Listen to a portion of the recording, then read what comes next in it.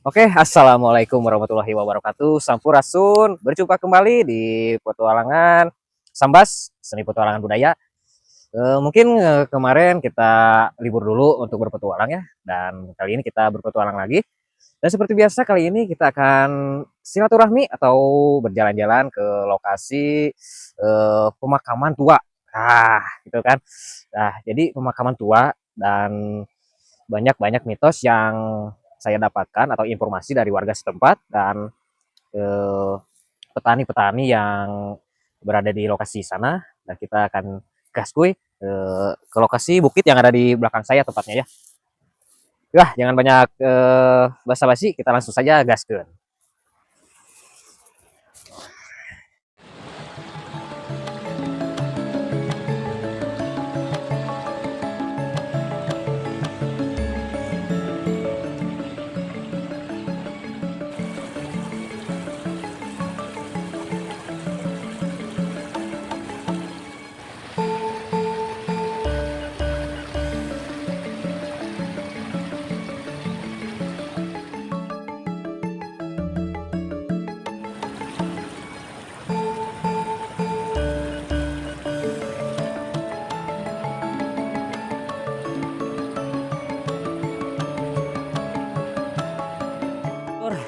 Saya sudah di lokasi dan mungkin tadi setengah jam perjalanan lah, dan lumayan cukup menguras tenaga ini karena bukitnya lumayan terjang juga.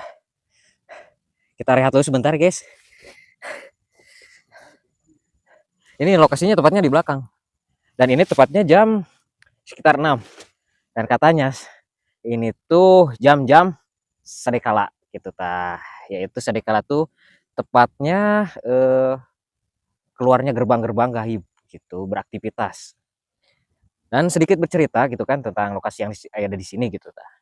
Jadi saya mendapatkan informasi dari petani yang ada di sini bahwasanya sekitar jam 6, setengah 6 adanya interaksi atau gangguan-gangguan dari bangsa jin atau makhluk halus gitu ta. Interaksinya seperti memanggil gitu ta. Sekolebatan dan seringkali menampakkan diri gitu. Dan tepatnya ini luar biasa. Kenapa saya sore hari? Ya karena saya ingin mencoba gitu ta. Ya, mencoba ada apa sih gitu sebenarnya. Dan ada apa siapa tahu ada interaksi-interaksi gitu kan. Oke, langsung kita lanjut ya. Oke, see you.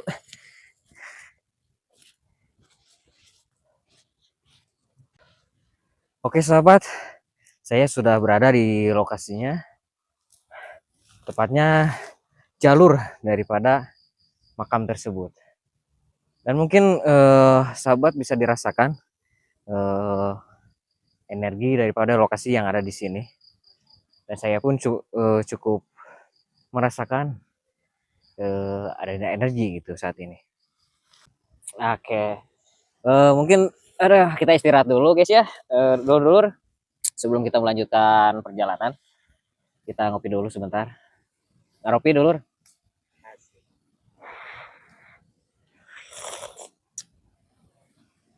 Alah, nikmat manakah yang kau dustakan, brother?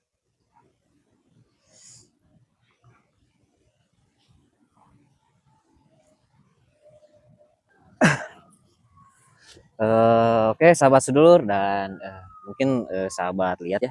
Jadi inilah lokasi yang eh, apa namanya? Lokasi makam tua gitu. Kenapa dinamakan makam tua? Ya emang sudah tua ya Kang ya. Iya. Cuman jarang jarang urus gitu Kak. Dan informasi yang saya dapatkan bahwasanya di lokasi ini tuh ada mustika ya Kang ya. Ada mustika Banyak yaitu salah satunya sabuk ya Kang ya. sabuk. Sabuk. Cuman saat ini belum ada yang bisa mendapatkan gitu. Jadi informasi mungkin selengkapnya Ki Ageng Kidul lah yang menjelaskan ya tentang lokasi yang ada di sini. Ya Ki. Oke sahabat, jadi begini ya. selain kita berpetualang di alam liar itu, menikmati keindahan alam, pesona kampung di pasir atau pegunungan kecil yang di Iya. pasir itu, ada hal-hal mistisnya juga. Karena bagaimanapun juga antara lahir dan batin, nyata dan tidak nyata itu berhubungan.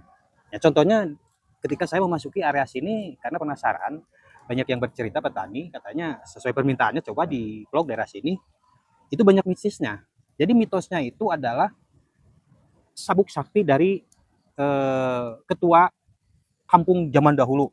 Nah, jadi selain itu sebetulnya yang saya rasakan, ya maaf ya, yang saya rasakan dan saya lihat juga dari getaran maupun dari penglihatan secara batin itu memang ada ya. Yang saya ingin buktikan dalam petualangan di alam liar ini adalah benar tidaknya keberadaan sabuk sakti dan mustika berlian. Terus ada lagi yang satu yang belum saya ungkap ya. Mungkin nanti saya mencoba untuk minta bantuan ya Kang Rudi untuk interaksi. Di belakang saya itu kebetulan memang itu tempatnya, penghuninya dari bangsa jin. Ya tidak salah ya, kita ada di dunia nyata ya. Kita berinteraksi bukan untuk apa-apa ya. Wajar kan sesama makhluk. Bukan hanya sesama manusia saja kita harus saling menghormati, menyayangi, tapi makhluk. Nanti Kang Rudi akan berinteraksi di depan. Pas itu ada dapuran awi dan di situ ada penghuninya. Dan tempat katanya, ini katanya ada sosok ya, yang katanya jahil juga gitu Kang. Ya, itu ada yang jahil. Ya, jahil itu tergantung bagaimana kitanya sih sebetulnya. Ya. Karena makhluk gaib itu dia peka terhadap manusia dari getaran dan pikiran dan batinnya. Dia lebih peka loh daripada manusia. Dia lebih tahu. Ya. Di belakang nanti akan coba, barangkali kita setidaknya dia mau memberikan sesuatu buat Kang Rudi lah, oleh-oleh. Gitu kan. Jadi mereka itu kan makhluk astral gitu kan. Tergantung kitanya gitu kan. Misalkan kitanya baik gitu, mereka juga insya Allah gitu kan baik gitu, pasti baik, baik lah gitu, bisa diajak bercanda juga bisa ya. Gitu. Kalau misalkan kita niatnya jahat, otomatisnya atau negatif gitu kan, mereka juga pasti tahu gitu kan, mereka juga gak mau, pasti berontak kan, gitu ya. Mungkin kami di sini untuk silaturahmi di lokasi ini, jadi tidak ada apa namanya, hal lebih dari ini ya, dari sekedar interaksi, hal-hal yang di luar sana gitu kan. Kita untuk mencoba interaksi gitu ke lokasi-lokasi yang ada di sini. Pas jam 5:30, kalau orang Sunda bilang itu sandekala. Wayahna sandekala bijil masuk bara dijil badak cekolot baheula mah. Saya di kebun awi. Jadi lumayan gitu. Melatih pikiran dan hati untuk jernih kita ciptakan itu apa sih? Bagaimana caranya melatih keindahan yang di hati dan di pikiran itu bukan hanya kita melihat sawah, pohon, atau cahaya matahari yang indah, tapi kita ciptakan juga di tempat yang kata orang seram dan angker.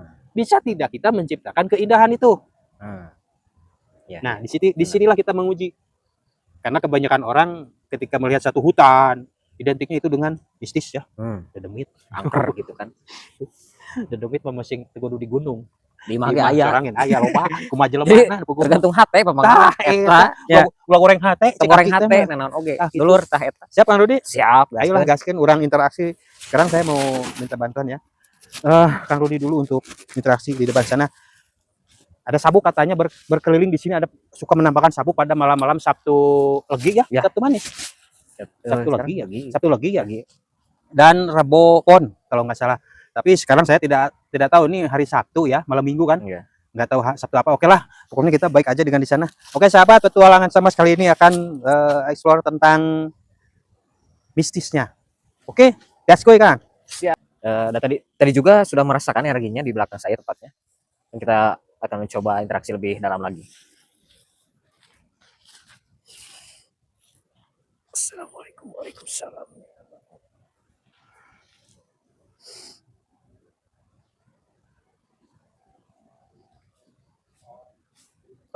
Boleh teman-teman yang mempunyai kelebihan atau sahabat-sahabat IndiHome lah ya, bisa di komen ada apa di sosok apa yang ada di belakang saya ini gitu.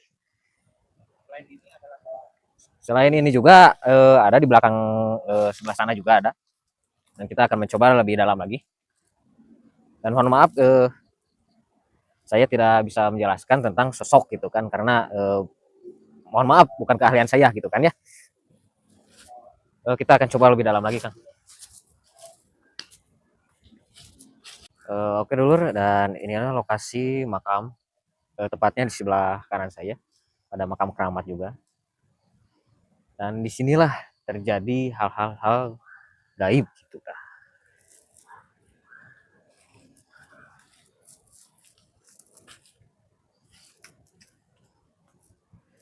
Cukup hening di lokasi ini. Auranya nggak terlalu sih kan, nggak terlalu negatif lah gitu, nggak terlalu kuat gitu. Cuman ada titik-titik yang memang udah ada gitu, sudah mulai terasa.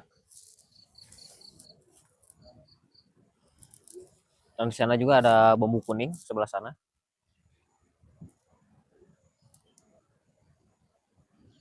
Dan saya lihat suka berserdengdang di sini tah. Si Neng gitu tah, si Neng gelis suka sedengdang. Si Nyai. Loh, lumayan. Oke, ini dia dapuran awi atau dapuran bambu. Sudah mulai terasa energinya tuh. Ki, coba. Boleh. Mungkin Ki Ageng yang bisa menjelaskan lebih detail ya tentang lokasi yang ada di sini. Gimana Ki energinya? Sebetulnya energi ini lebih kuat dibanding dari yang tadi ya, Yang tadi yang ya, di situ. yang sebelah sana. Dia itu kan ada makam, kalau makam istilahnya sebetulnya kita tidak boleh mengganggu ya area makam itu, hanya sebatas ya kita salam aja dan kita melihat. Beda dengan makhluk yang ada di sini. Nah, makhluk di sini itu bisa gede, bisa kecil, gitu kan energinya, tergantung bagaimana niat kita untuk memanggilnya keluar. Dan dari tadi kan ini sebetulnya tangan saya bukan saya begini sendiri, karena memang magnetnya itu di tangan saya itu ditarik. Itu gede magnetnya energi di sini gitu kan. Tapi saya berbulu gitu ya. Iya, saya tidak akan sebutkan sosoknya siapa dia ya, karena memang dia itu mengikuti saya sebetulnya, pikiran manusia. Saya sukanya apa, dia akan muncul. Berhubung saya sukanya bidadari angin timur yang cantik-cantik. Ya semoga dia yang terlihat oleh para praktisi supranatural atau para indigo itu yang dilihatnya si cantik. Gitu. Jadi auranya adem. Dan kalau kita berbicara tentang adem, keindahan, dia pun akan memberikan sesuatu kepada kita berdua, bukan cuma saya kan. Iya. Istilahnya. Oke, ini katanya sekilas barusan saya mendengar. Inilah yang selalu istilahnya berkeliaran di sini. Yang mantau lokasi ini. Dan dia juga bisa memberikan sesuatu yang seperti menggambarkan sabuk. Ini. Oh, ini berarti. Ya. Jadi kalau mau dijadikan tempat ritual untuk menguji mental, menguji kepekaan batin ya, mengolah supaya lebih tajam indera batinnya ya. Ya di sini tempatnya. Cukup duduk di sini interaksi, tapi tidak perlu dipanggil lah ini. Dia sendiri akan mendekat dengan sendirinya. Oke, berhubung tangan saya sudah cangkel, saya kebawahkan dulu ya. Sampurasun Nyai, ini secara lahir ya. Sebetulnya ketika dikatakan secara lahir, Sampurasun assalamualaikum, sebetulnya langsung ngontak ya. Ngontak. Tapi lebih ngontak lagi yang di batin. Itu. Sebetulnya yang lebih ngontak itu di batin. Kalau ini istilahnya pendengarannya budeg. Gitu kan? Iya. Budeg tidak mendengar, tapi dia lebih peka ke batin kita. Kalau kita dia akan menyapa. Iya, benar. Nah, ini yang di sini boleh Kang Budi mau interaksi. Tadi dia di sini, nah sekarang dia bergeser ke sini kan. Dia berkeliling terus. Nah, tadi kan di sini. Nah, dia ke atas. Dia ke atas. Jadi kan makhluk itu seperti bayang-bayang. Kalau orang Sunda bilang kalangkang, sekelebat, kalangkang hidung, tapi dia juga bisa mengalihkan energi. Energi jadi ke sana, tapi dia masih di sini. Itu gitu, bisa memanipulasi pikiran manusia itu sebelah sini sebetulnya. Jadi saya coba ya untuk meminta sesuatu ya. Barangkali ya mau menjatuhkan sesuatu di depan saya. Saya minta izin dulu barangkali ya Lur, barangkali orang makhluk ini memberikan bonus kepada kami berdua. Barangkali jadi barangkali gitu kan. Manawi jadi manawian gitu. Manawita jadi manawian. Barangkali jadi barangkal. Memanawian jadi awi. Gitu.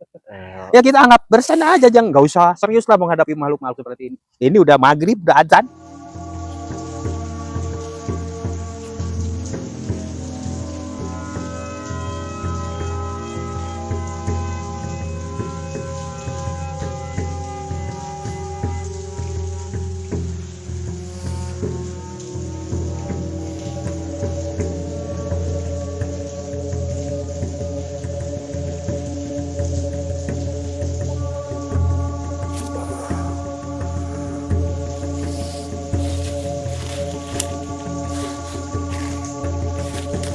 Ya, Kang Rudi masih coba interaksi batin ya. Saya mantu aja dari belakang. Pegang aja kan. Kalau dia mau narik, dia cantik kok. Berbaju putih, pakai mahkota, bak bidadari angin timur. Duh, ngajosan ka tukang karuhun. Jangan suka berlebihan, karena dia juga tidak suka dilebih-lebihkan. Apalagi manusia. Wajar-wajar saja kita anggap sebagai manusia. Tidak ada apa-apa. Dia bersahabat, dia tahu kok sebetulnya. Korin, jin, ya, bangsa siluman. Itu jangan jangan disamakan, maksudnya itu beda. Korin itu dalam setiap diri manusia, kalau jin yang di luar itu beda, siluman itu. Jadi kesurupan, ada yang kesurupan, ini, wah, weng.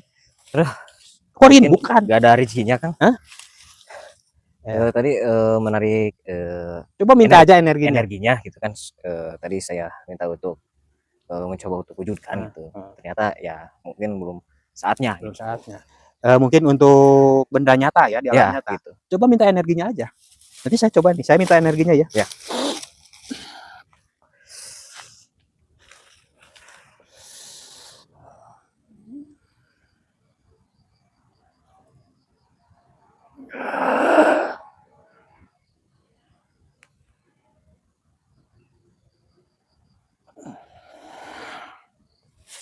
Minta dikit lah, biar saya kalau datang ke sini tidak diapa-apain. Nah, gitu. Jadi, aduh, jadi sudah kenal gitu. Iya, kalau jadi kemana-mana pun, ke tempat manapun, makhluk-makhluk dari yang di tempat lain, yang khusus dari bangsa jin, dia udah tahu. Wah, dalam tubuh manusia ini ada energi dari penghuni sih itu. Saya gitu. Ya begitulah dulu percandaan kami ya sore-sore ini di petualangan kami ya. Yang sebelumnya kami sempat libur, hanya konten biasa, dan sekarang udah terjun lagi, dan itulah keseruan kami di tempat-tempat ini. Kenapa saya melakukan seperti ini? Ya semoga untuk edukasi juga ya. Edukasi. Jadi bagi siapapun, rekan-rekan dulur-dulur ya, karena tidak semua manusia itu diberi kelebihan oleh Tuhan itu untuk tentang hal gaib. Ada juga yang hanya sebatas mempunyai satu ajian. Karena ilmu hikmah itu beda-beda, tidak sama. Ya, ada diberi kelebihannya dari cara mendengar, dari melihat batin, dari mata, dari cara mendeteksi, itu beda-beda. Tapi di sini saya khususnya ya bagi dulur-dulur. Jadi ketika memasuki satu tempat yang katanya angker, itu menurut orang serem. Kadang cerita itu lebih seram daripada nyatanya. Nah, gitu. Itu jangan dulu dipercaya. Jangan dipercayalah. Tidak ada di dunia ini tempat yang angker. Yang nyata, hutan tidak ada angker. Jadi yang angker itu pikiran Kangnya kemarin Kang ya, ketika kita ngobrol dengan warga setempat itu ya, tentang lokasi yang ada di sini, itu ceritanya luar biasa, merinding saya. Iya. Itu kan ketika ayo kan lah coba kita explore di sini gitu. Iya. Dan nyatanya ya gini gitu kan. Iya. Nggak sesuai dengan apa yang diceritakan gitu. Maka dari itu disebut mitos. Mitos itu adalah cerita yang bukan sebenarnya. Nah, gitu. Dongeng. Jadi jangan percaya cerita-cerita yang seram ya. Jangan, awas di situ ada kuntilanak, di situ ada siluman. Dia juga bangsa jin sama, gitu. Seperti manusia. Contohnya begini, saya ngomong sama Kang Rudi, ibarat sama orang lain, Bijah jangan dekati Kang Rudi. Kang Rudi itu orang jelek, gini-gini. Kalau terdengar sama orangnya pasti dia marah. Nah, sama juga ketika kita menuduh bangsa dari bangsa jin. Iya. Ya dia nggak terima. Saya juga digituin. Siapa yang salah? Ya saya. Bukan orang yang dituduh. Jadi hati-hatilah ya dengan pemikiran. Jadi banyak yang tersesat di jalan yang benar. Paham nggak tersesat di jalan yang benar? Gitu. Sesat dan tersesat. Tersesat itu ketika manusia tidak paham dengan ilmunya, belum menemukan, tidak ada tuntunan. Gitu. Akhirnya dia berjalan di jalan yang gelap, dia kesasar. Ketika menemukan sesuatu yang menuntunnya, akhirnya dia dibawa keluar dan terang benderang. Beda yang sesat. Sesat itu dia tahu, dia paham, dia pintar tentang kitab, tentang agama. Tapi demi kepentingan pribadi, tentang duniawi, mengejar ambisi, akhirnya yang sesat itu menyesatkan orang. Ya dengan cara dalih ini dalil. Jadi menyesatkan orang yang tidak paham. Akhirnya dibawalah. Jadi banyak yang menggiring opini-opini yang menyesatkan kepada yang belum paham oleh orang yang sesat. Yang sesat itu bukan orang bodoh, tapi pintar. Dajjal itu pintar lebih. Wah, jago. Jago kayak iblis, tapi menyesatkan manusia. Masya Allah. Dengan dalilnya. Tapi beda orang yang tersesat, dia belum paham. Seperti saya kan ibaratnya tersesat ya, belum paham tentang ilmu agama, hakikat, syariat, tarekat, makrifat. Ya saya masih membutuhkan bimbingan Iya. kan, supaya tidak tersesat dan saya tidak ingin menyesatkan. Oke dulur, begitu aja petualang kami ya, saya Kang Rudi dan terima kasih. Atur nuhun pisan kasadayananya ka dulur-dulur seni seni petualang budaya gitu tah, seni Petualangan petualangan Sambas. Sambas ya. Jangan lupa support kita lebih berkembang lagi dan lebih apa namanya kan? Lebih maju lagi, Lebih semangat lagi, lebih semangat lagi membuat mengedukasi lagi. konten-konten terbaru gitu kan. Bantu di subscribe dan komen dan jangan lupa like-nya, oke? Oke, atur nuhun. Terima kasih semuanya. Assalamualaikum warahmatullahi wabarakatuh. Waalaikumsalam. Sampurasun. Sampai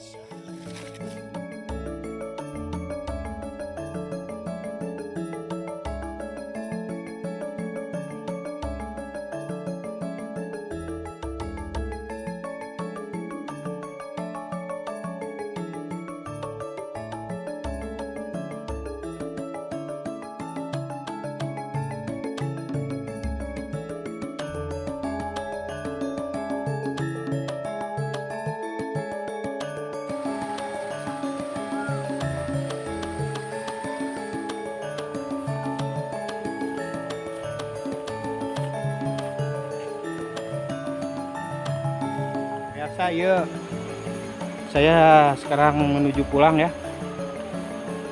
Masih di puncak saya. Mana udah maghrib lagi. Biasanya sanekala kan yakin bare rijil. Ya beginilah kehidupan di kampung karena kami memang anak kampung ya. Maafkan saja kalau kami tak sopan karena kami memang kampungan. Kampung tapi bukan kampungan. Asik. Kata orang sih kita pengangguran ya enggak. Bisa dilihat dulu barusan saya nge-vlog tentang mistis ya, tentang sabuk sakti dari penghuni Sanghyang. Konon katanya dulu itu penghuni Sanghyang itu jawara asli penduduk situ ya kan. Iya. Jadi saya itu selalu penasaran supaya membuktikan jangan sampai salah paham.